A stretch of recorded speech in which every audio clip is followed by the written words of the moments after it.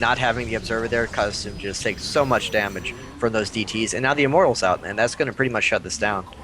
Yeah, I certainly think so. But he is going to blink into the main base and try and maybe get some harassment off there. Tries to pick off the Zealot and doesn't get it. He does get the Mothership Core, but he's going to get trapped in the corner with the Immortal there to play, which is never good, so he loses a Stalker there. He does have some harassment potential. There's actually no Observer either for State, so there's no way for State to detect. Oh, never mind, he just got one out of his own. Blink onto the Immortal is impetuous, to say the least, especially with Dark Templar in the mix, and he's taking significant damage. He picks off the Immortal. Maybe worth it, maybe not. Hello Kitty's certainly behind at this stage, though. There's no doubt about that. Big problem there is he got the Observer as well, and there's still a DT on the field for State, which means this attack just can't go in there until he gets another Observer out. He's not even producing one. He's just going to go try and expand, and that's not going to work at all. State's Nexus is already up. If we look at the income tab, 35 probes to 24, and now he's going to try and put up a Nexus. This is... it would take a miracle for Hello Kitty to win from this point. He's just behind in every way. Especially in a mirror match. He doesn't really have the tech available to perform a backstab that would allow him to get back into this game.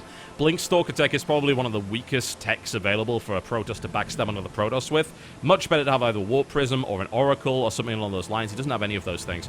So that's a little bit difficult, especially with one Observer. He doesn't even have high ground vision. And there's no Mothership Core on the field for him either. Yeah, this is going to be very, very difficult. He's going to bring in the Warp Prism, so we'll see if he can make that work. He's going to have to do significant damage, though. He's already having to deal with Dark Templar. He manages to nicely wall that off and kill it, so that's nicely put together there by him, but he's behind in a pretty major way. Yeah, 25 supply behind, slower Nexus and slower tech in a mirror matchup. That's very nearly insurmountable. Like you said, a Warp Prism on the way. We'll see what he can do with that, but is it going to be enough to turn this around? I'd be really surprised. I feel at this point State just builds up a little bit more. He's getting Blink, so I think as soon as he gets Blink, he just goes in there with his army. And we see no Immortals out yet for Hello Kitty, 2 of them already on the field for State. Just every way that's possible to have an advantage in PvP, State has it. Yes, and State's also not the kind of player to throw it away either, so that's very unlikely to happen. Oh, and the War Prism's going to get seen by this pylon as well as it goes over. Like, everything going wrong for Hello Kitty in this game. Yeah. And Hello Kitty are actually putting down... a very, very strangely placed Dark Shrine, so I guess he's going to try and go for that.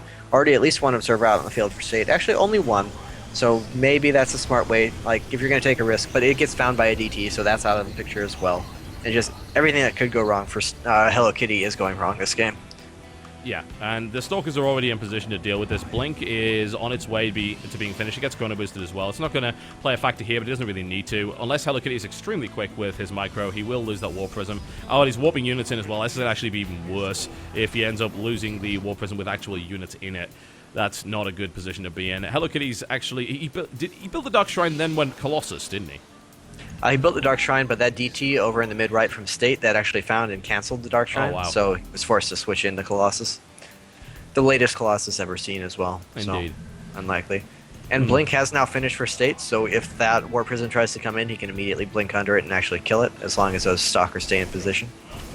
Yeah, we got Zealot versus Zealot in the corner right there. Who will win this battle for the ages? It will, in fact, be Hello Kitty by look of the dice more so than anything else there, as they both engage at exactly the same time. This War Prism just kind of hovering around there, which is kind of cool because State is expecting it to be there. It's like, where is it? Where, how patient is he? But there's another Dark Templar coming in, and that's going to be a little bit tricky to deal with. It's now finally been shut down, but any mining time lost in this position just puts State further ahead.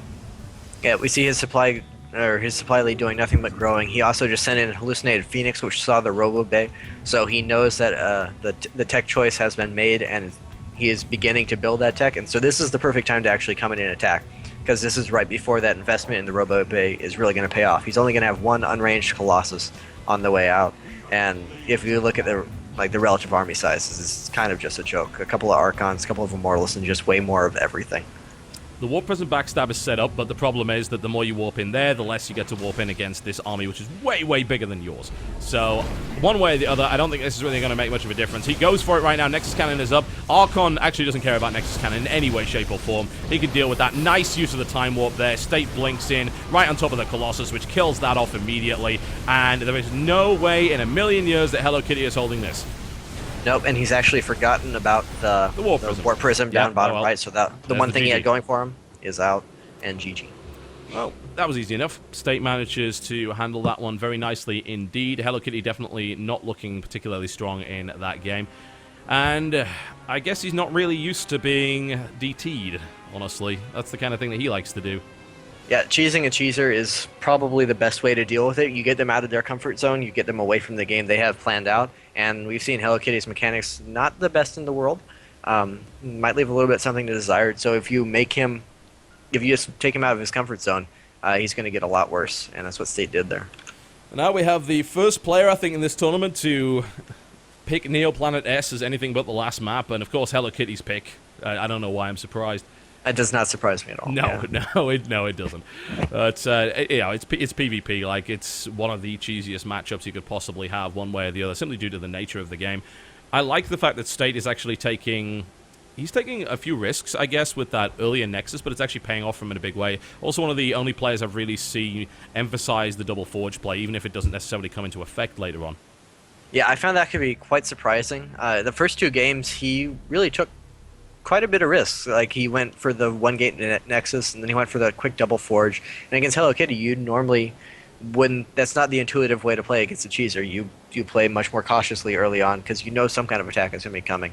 But it worked out for him once. It didn't work for him once, and then he just flipped it all around, and he went DTs himself. So a lot of diversity coming out from State, which I really like because that's keeping his opponent off guard. And in PvP, you pretty much have to, just because it is such a weird matchup.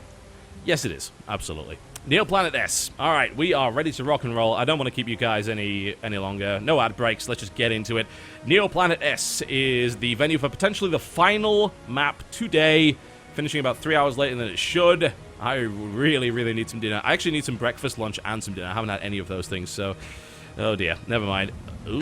Yeah, all right, there we go. Hello Kitty that was a little bit odd, actually, from Hello Kitty's mining probe, so almost, like, completely synced up in this weird way, but hey, there we go. So, Hello Kitty to the southwest position in the red trunks, playing Protoss versus his opponent, who is currently up 2-1 in this best-of-5 series, fighting for the honor of taking on Minigun in a PvP and then potentially obviously going through to the Protoss versus Zerg final that we know we're going to have. It is State. And this map, honestly, I don't know how much the map is really going to play into things because Maybe not. PvP, the size of the ramp matters a lot because obviously you have to defend it with force fields every once in a while. But other than that, pylon warp-ins make rush distance not too big of a deal. A lot of the times it doesn't even get to a third base, or things are already like in full swing by the time you're past the second base, so the expansion position and defensibility isn't as big of a deal. So that may play into why we get to see Planet S here, but really I don't think that's going to play too big of a role in the game. I think it's really going to be up to whatever builds the players decide to do, just like every other PvP. I certainly think so. And it very well might end up just being some blind disaster one way or the other, which is so often the case in PvP. Gateway coming down at around the appropriate time. Let's see who gets gas when. That's going to be the interesting point of this. State's going to take it there on 14 supply. Hello Kitty, I would imagine, is actually delaying it a little bit. There you go. He takes it on 15. Last game, he did go for that immediate double gas just as he did there here. It is. But he only puts two probes on them right away, so it ends up not being too different from the mining rate of 1. And it's something that Sase actually did a lot for a long time, because if you have 2 probes on, it's only 80% of the efficiency of having 3 probes on, so it's in some weird way the math works out such that it's actually more efficient depending on what goals you have. Yeah. So he may just be doing something along those lines. And we look at a similar build from State, he gets his second gas quite quickly as well, and both going to put double workers on there, and then we have to see where we come from here. Yep, Cybercore going down. There's not really a lot of variety available for either player to begin with, and not really a lot to show or analyze. It's once that Cybercore finishes that things start to get interesting, and we find out what kind of tech choice will be made available here. I would like to see a little bit more Oracle play from Hello Kitty. I think he's done a pretty good job with it so far. He seems to know what to do with it. He is going to put down a second gateway, though, so that would, if he decides to go for that, just delay it a little bit, and usually kind of precludes that option. But we do see double gateway from both of them, so Yep. kind of mirror builds thus far, which is the first. We haven't seen this yet in Nope. In the matchup. Everyone has been diversifying. Still still 2 probes on gas from Hello Kitty, but State has 3 on, so he may be going for a more tech-oriented build, whereas Hello Kitty, it's more likely he's probably going to just expand. Not something you say too often about Hello Kitty, but that does seem No. like what he's aiming for. Yep, it seems like he is shooting for exactly that, and this State's got a probe over there. Hello Kitty should be able to spot that. He hasn't seen it. Like, that's... That would be pretty funny. That would be hilarious. But he's skirting around the He edge has to here. see it. No, surely. Yeah, he's definitely going to see it now. He's just going to certainly. scout. Yeah. I was hoping he would put down a pylon and I would have forgate him laughed the base. a lot, Yeah. but... That happens to Hello Kitty. If that's not karma, I don't think anything is. Oh, yes, that would be pretty delicious. Hello Kitty's putting down a third gateway, and State's actually going to see it as well. Third gateway with no tech, and his response is Stargate right away. He already has 2 gateways, so he's going to have plenty of units out to hold off any kind of very quick aggression, I would have to imagine. You think so? Yeah. But there is a stalker in there that's actually shooting away at the gateway, but is chased off by the initial 2 stalkers from State. And still just sitting on 3 gateways and chronoing out stalkers from both of his initial gateways is Hello Kitty. So it definitely looks like he's... And double pylon coming down out right in front of State. But State has 3 stalkers there to shoot them down, so I don't really see how this is going to work out too well. Yeah, he can get the cancellation there. If he can get the Mothership Core in there, he actually time warps it there. I'm not entirely convinced by the time warp move. I mean, it will allow Hello Kitty to pick off 1 Stalker, and it does keep that alive. And now, of course, State is having to be in the defensive position. Phoenix is being brought out here from State. Definitely not a decision I hate. Obviously, they are the quickest unit you can bring out of the Stargate, and they're also pretty good for not only killing Mothership Cores, but lifting Stalkers. Good use of the force field right there. High ground vision is available for Hello Kitty, but he doesn't have the range, and the shields have already gone down on that Mothership Core. Plus, he already spent his mana on time stop, so it doesn't really do too much anyway besides spotting. And with plenty of force fields available, Hello Kitty's just kind of throwing away units here. Going to get in, get some scouting information. State needs to be really careful to not let it up his ramp. Although he does have so many units at this point, he can kind of just win a straight-up fight. And that looks like what he's fine with at this point. Yeah, I think so. This aggression has been shut down pretty hard, honestly, and I don't think he's even going to get a sentry out of this. And the Mothership Core is actually going to die to the Phoenix, which is unfortunate. Oh, no, it gets away. Just a nice little move there by Hello Kitty. But unfortunately, that forces him backwards, which means State is able to get down to the ramp and actually take an efficient engagement. So he goes in there and is able to focus down those units very, very easily indeed. And a nice, solid early lead here for State. Very solid indeed. He only gave up 1 sentry. He got in return 4 or 5 stalkers, maybe a couple more, plus the Mothership Core. And the only thing Hello Kitty really got out of it was the scouting information. We do see him put up a Twilight Council and go straight out to Blink. Obviously the proper response to the Phoenix, but kind of too little too late, I think. There's a Dark Shaman coming down. Of course there is. There's also a Robotics on the way from State, starting at the same time, so that's going to be in plenty of time to have observers out. Don't see that doing anything. No Nexus coming from Hello Kitty. We were silly enough to believe he might go fast expansion early on in the game. Obviously, this is Hello Kitty. So no Nexus from him. DT's on the way, and as soon as that is shut down by State. I don't know how he possibly intends to keep the Dark Triangle secret with Phoenix flying around the map. It doesn't matter anyway, because State's already doing the counter, but just, Phoenix are out. Why on earth would you place a tech that absolutely has to be secret to work? It's a very, very strange option, and needless to say, it is actually not getting scouted. That's kind of hilarious. He does manage to hold it off, but the Robo has already finished. Yeah. The only question is whether or not he makes an observer. That's the only possible thing. And Hello Kitty, in his eminence, has saved up all of the mana on his Nexus, so he's going to be able to chrono boost out a lot of DTs right away, and he does go ahead and do that. I don't see. Does he even have a forward pylon? He only has that one up top. So. Yeah, he's got the one up top, which obviously is not an ideal place to be in. Phoenix actually lifted up the probe, but it didn't matter because the pylon got killed anyway. So we'll see. There is an Immortal on the way. It would be very strange if Hello Kitty was actually able to make this work. There is one observer. I have to wonder where. If it must be in a defensive position. There's no reason to send your observer forward when you have Phoenixes to scout, especially when you're playing against Hello Kitty. That is actually ridiculous. Yeah, that's right gonna, over his natural. Yeah, that's going to die pretty much immediately. Force fields it in just to add insult to injury there, and State's definitely in a position to defend against this. Yeah, Hello Kitty not even going to bother going in, doesn't bother making any more DTs. I'm honestly not sure what he even plans on doing with this. He goes ahead and puts down a Nexus. He actually pylon blocked his own Nexus for a second, so he had to cancel that, then put down the Nexus. Whoops. And once again, State's Nexus has completed before Hello Kitty's even begins. Hello Kitty's aggression has absolutely failed, and State's ahead in economy, tech, and army. And I don't think we would have to invent another way to be ahead for State to be any more ahead at this point. I don't really know how he's going to be able to pull this off. I don't see any way whatsoever. State is in a great position.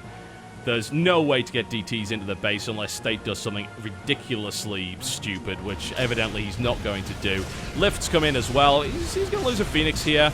Doesn't really matter that much. He gets a few probes, which obviously in the mirror matchup is pretty important. He already has a pretty significant lead in that regard because that Nexus has been running for God knows how long, and Hello Kitty's hasn't even finished yet. So we now end up in a situation where Hello Kitty is going charge with a couple of Zealots on the map here, and we see a Twilight Council coming down for State as well. But there's no question, State is way ahead in every possible respect. Yeah, looks like Hello Kitty probably going to go for Charge Lot Archon, I would imagine, with Charge. And Charge Lot Archon is a pretty great composition in some situations. If you catch your opponent off guard, it can look silly how badly it obliterates various other armies. But at this point, it's not going to be a comeback move for him. He's just too few units, too far behind. Dark Shroud coming for State, also getting Blink. State, I kind of got to commend how carefully he plays against Hello Kitty, and that is to be expected. But he has been very, very cautious with his leads. He doesn't try and overcommit. He doesn't risk a base race or anything, because you know that's what Hello Kitty's going to go for. You know he's not going to try and play out a macro game, particularly when he gets this far behind. So State just keeping his wits about him, playing very carefully, and just sitting on that lead. Actually going double Forge at this point, which is kind of dragging it out a bit too much. He doesn't really need to do that to us at this point. But he's going to be very, very careful. Yeah. State actually has been described by several players in this tournament already as what they believe to be the best North American Protoss at this time. For what I've seen of him, I don't really disagree. He's been playing a really, really good game so far. Hello Kitty finds a pylon, which is more of a moral victory than anything else down at the bottom, I think. He is at least running now on 2 Nexus. He's still definitely behind. There are DTs now warping in for State as well. There is actually no Observer on the map for Hello Kitty whatsoever. The Robo is about to complete, though, so he will at least be able to get one of those out. If he actually makes an Observer immediately, because at this point, I'm not sure if you're really getting a Robo as a... Oh, he does start it immediately. I'm not sure if he scouted that. I'm not sure if he actually scouts, just on principle. But he will get an Observer out immediately. So that should be able to shut this down. Maybe a couple of probe kills, but not a big deal at all. Just back at home, State continuing to macro up, chasing down that. Even putting cannons in his mineral line. He actually is playing this as safe as possible. He knows he has a 1 game, and he will not risk it for anything. DT's in the mineral line, killing off a bunch of probes in both places. Yep, that's very, very true indeed. We currently see 26 to 45, which is a very, very good lead to have in any matchup, least of all, of course, a mirror. So this is very difficult for Hello Kitty to even consider coming back from. And now I think State is going to attempt to finish. And he does have he's got the Mothership Core with him. He's got a Warp Prism. There is a Mothership Core on the field as well there for Hello Kitty. But massive DG drop potential is here. There's 5 Dark Templar on the field. And hell, if you want to play Chargeable Archon, you're going to get out-Archoned by State if he wants to. There's 2 Immortals in the mix. This army is just absolutely what he needs to crush Hello Kitty at this stage. Yep, and those cannons back at home really paying off for State. Shut down an attempted DT counter right away. Didn't cost anything. Didn't even have to leave any units back. So that caution really paying off. And actually just elevatoring some DTs in to try and pull the army out of position. And then should go in at the front for the kill. To Hello Kitty's credit, actually he is kind of biting. He is going up in to get the DT. So he's going to get caught out here. Really big force field potential right there. Yep. Actually, his entire army just blocked in right there, which is the most awkward dance-off I've ever seen. And now State is preparing to go for another engagement. He does have that Immortal advantage. He's got an everything advantage, which is a great advantage to have. And now he's going to push forward, and we may see the end of this game right now. The time stop goes down. A second force field blocks him out, takes the Nexus out. Pretty much uncontested there. The Immortals are just having great fun shooting probes, which it never really gets to do. And there's the GG. And a very solid PvP from State. State will advance to play Minigun in the round of 4. And that is unfortunately the end of Hello Kitty's tournament life here in SHOUTcraft. Yeah, he did make it to the round of 8, and I don't know, I think he probably played a couple of macro games along the way, so he proved everyone wrong. But after that initial fast Nexus build, State just kind of realized what these games were going to be, sat back, swatted away all the harassment, and just won very, very safely from there. Rock exactly solid. What you have to do. Yeah. Absolutely rock solid play there from State. So, we now have our round of 4, which will of course be cast tomorrow by myself and Day 9. It might not have been Day 9, but it turns out that Day 9 is terrible at Magic the Gathering, so he's already been sent home from the tournament in disgrace, and he will be casting with me tomorrow, which is always good. It's very rare that I really get to root for Day 9 to lose a tournament, but at that point, you know, that might be something you've had quite a bit of experience in, actually. I'm sorry, what do you mean? All right, the round of 4 comes in, and the round of 4 is going to be a ZVZ and a PvP, so it actually could be a really short cast, which would be a nice change from what we've had so far. So we have Ghost versus Kane in the first match, and then Minigun versus State. And then we will have not only one guaranteed American in the finals, there is still a Canadian lurking around in the form of Kane. And no doubt MLG is hoping that he doesn't get through because they'll have to pay for a more expensive plane ticket. But then we have the guaranteed Protoss versus Zerg final, which is pretty cool. You know, it's nice not to have a best-of-7 mirror final. I'll take the mirrors in the semis in order to ensure that that happens. And then 2 of these guys will, of course, be going to New York to fight in the grand finals, which will take place in the MLG studio. We're going to be the little warm-up act for WCS. Isn't it cute? It is quite cute. It is kind of cute. All right, well, Greg, thank you for sitting through all of this bullshit today. That is very much appreciated. You have been an absolute trooper. I'd like to, of course, give you the opportunity to tell everyone what your plans are for the next few weeks. Just follow me on Twitter. I'll announce anything there at IdrAJIT, IdrAJIT, and regularly watch my stream on Twitch, twitch.tv/IdrAJIT, IdrAJIT. And nothing else to announce just yet, but keep an eye on everything. Hopefully stuff is gearing up, and I'll be able to announce some things soon. Fantastic. Right, well, Greg, thank you very much. Your analysis is, of course, very much appreciated. And, well, if you want to hire Greg for your tournament, he is now available, so feel free to tweet him. That's probably a pretty good idea. It would be nice if he got paid, because he certainly as hell didn't get paid for this one. We don't have any money left. We just had to give it all to Asiana Airlines. So, thank you very much, Greg. You've been fantastic today, and I really look forward to casting with you once again in the future. Thank you very much. It's been my pleasure.